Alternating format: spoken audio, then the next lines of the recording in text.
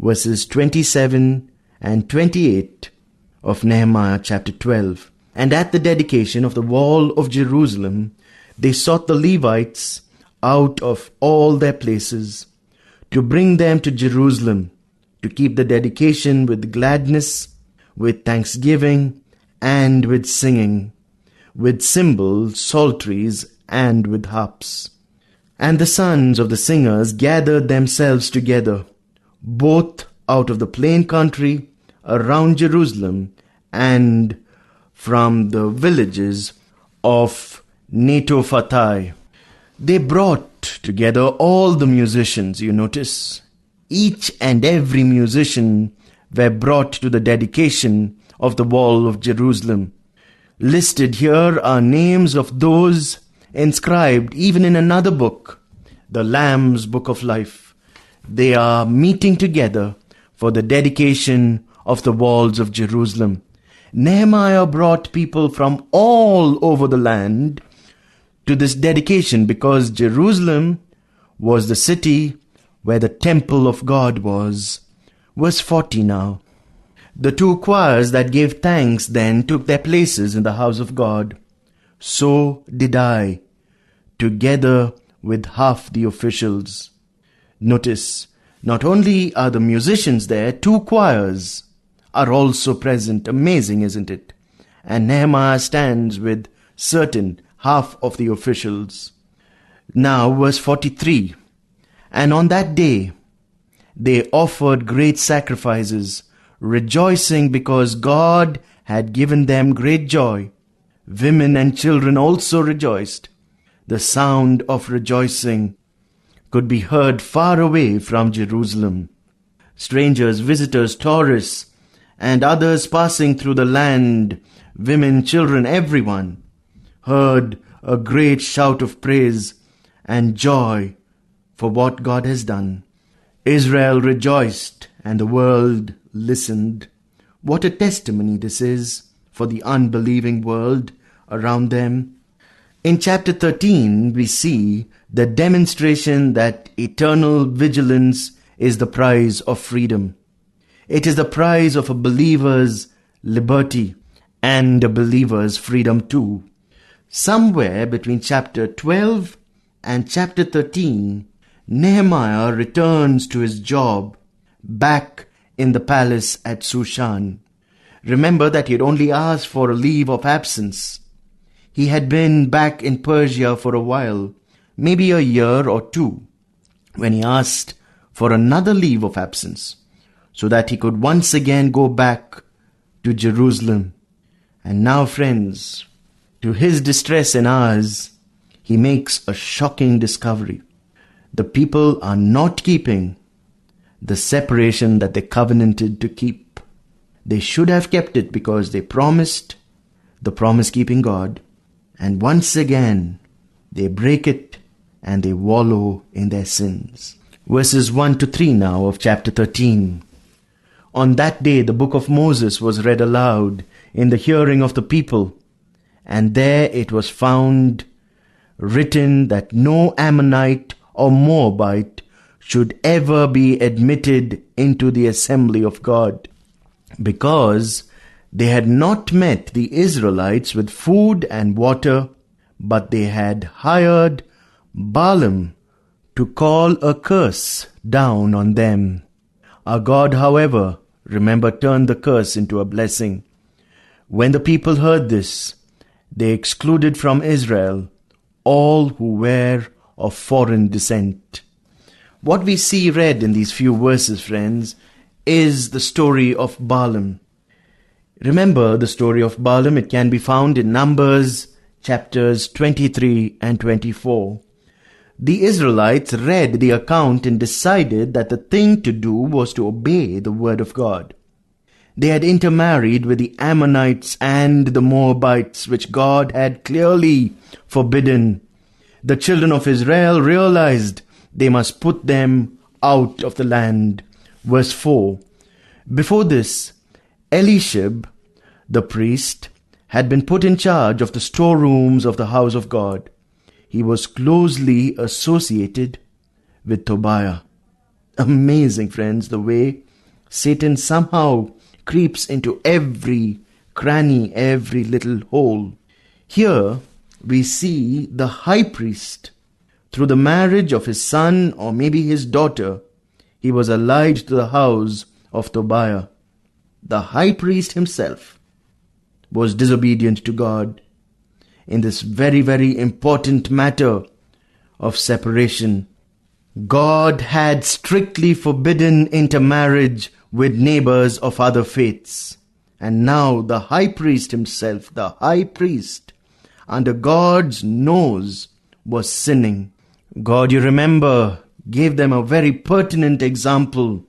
Never plow with an ox and an ass hitched together. Have you ever seen an ox and an ass plowing together? You see, ox is a clean beast. Ass is unclean. When they are yoked together, each goes in different directions. The point of this particular example is the believer and the unbeliever would go in different directions if they are yoked together. Friends who are seeking alliance with neighbors of other faiths, really it would be good for a while. But after that, osmosis begins to take place. You become like them rather than them being like you. Slowly, you drift away from the fold. And when we meet you 10 years from now, you wouldn't have any love left for God. Really, friends, marrying an unbeliever is deadly and fatal. Now you notice verse 5 of chapter 13. And he provided them with a large room, formerly used to store the grain offerings and the incense and temple articles, and he, that is Eliashib, provided Tobiah with a large room which was formerly used to store grain offerings, incense, and temple articles, also the tithes of grains, new wine, and oil, prescribed for the Levites, singers, and gatekeepers, as well as the contributions for the priests. The priest had turned over the temple storage room to Tobiah. Therefore, no longer were offerings of the people brought to the storage rooms. Instead, the storage room was completely cleaned up. Tobiah was invited to come in, and he lived comfortably there. They told him he could have this room any time he passed this way, whenever he wanted. Now verses 6 to 8 of chapter 13. But while all this was going on, I was not in Jerusalem. Nehemiah was with Artaxerxes. For in the 32nd year of Artaxerxes, king of Babylon, I had returned to the king. Sometime later I asked for his permission and came back to Jerusalem. Here I learned about the evil thing Eliashib had done in providing Tobiah a room in the courts of the house of God. I was greatly displeased, and threw all Tobiah's household goods out of the room. Nehemiah, the other side of him, righteous anger. Verse 9, I gave orders to purify the rooms, and I put back into them the equipment of the house of God, with the grain offerings and the incense.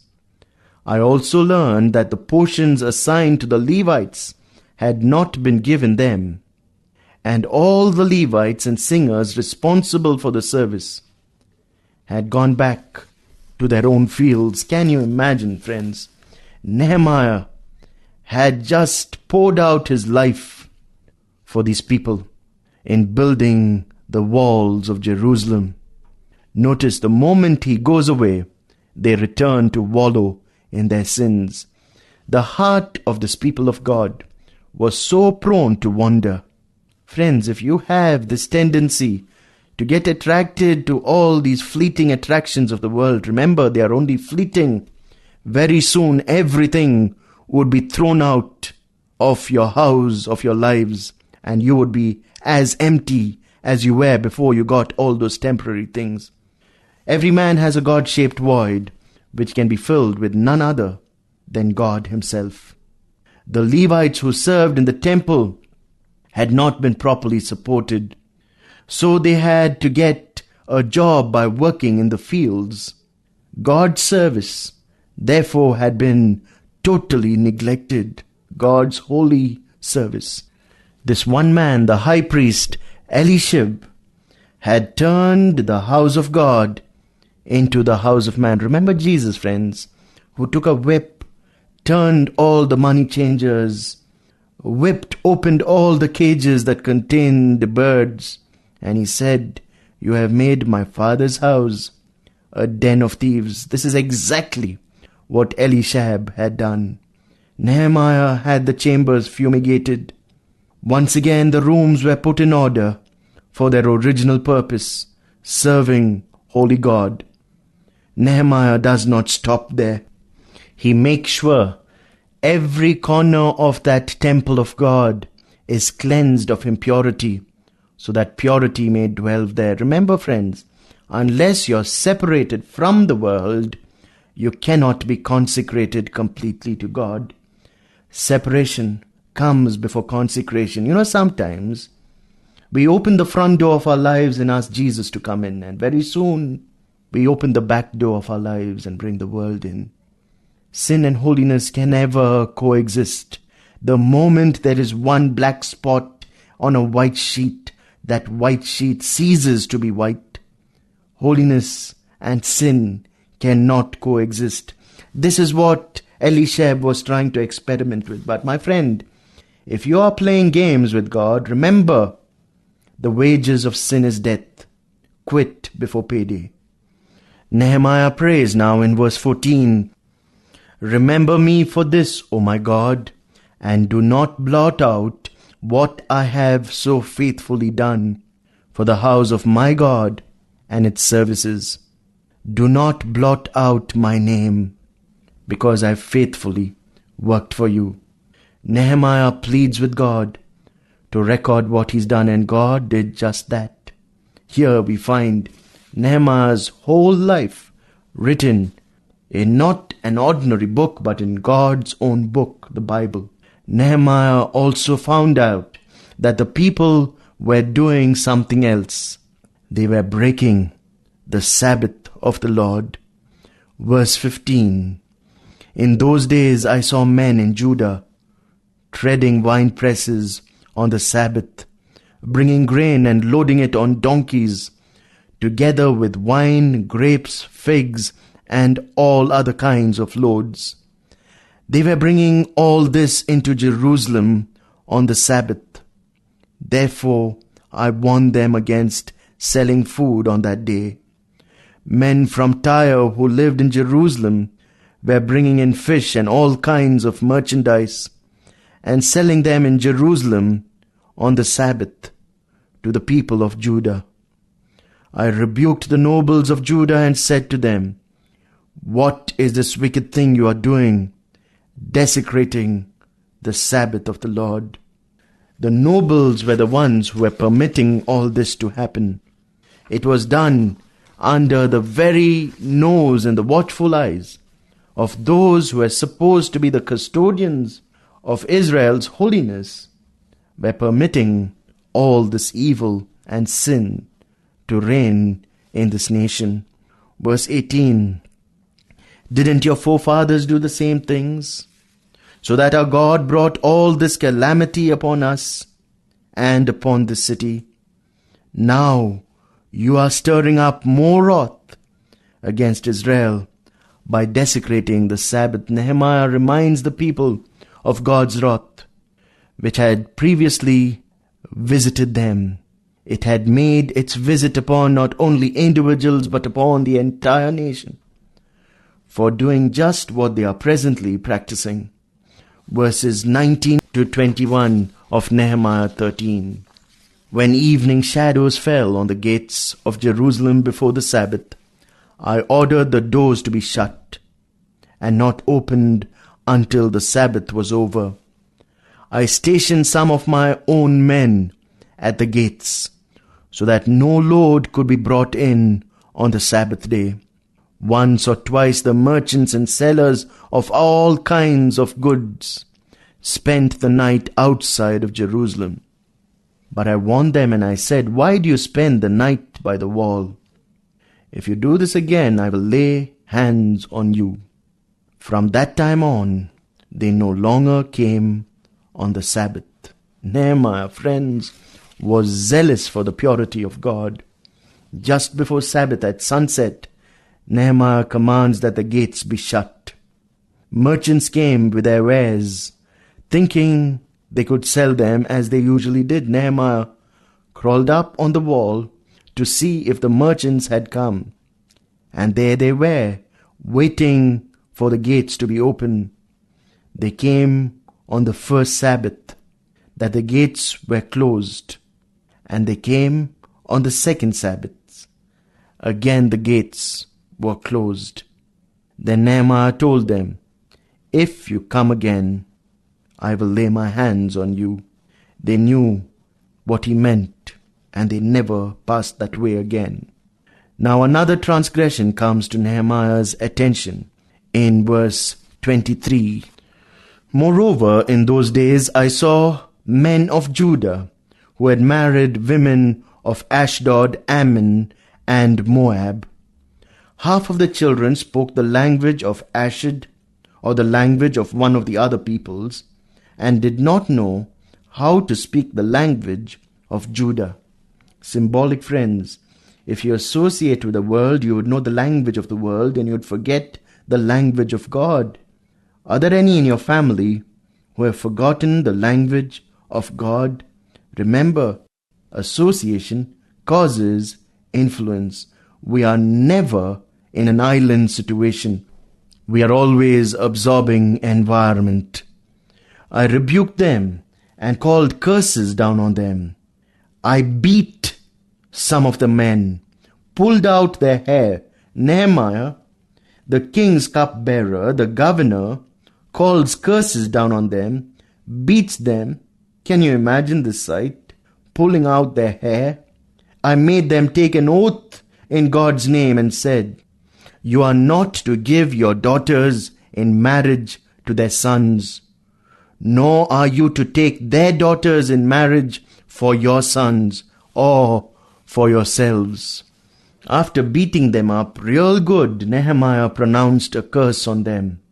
He made them swear that they would not continue to intermarry with foreigners.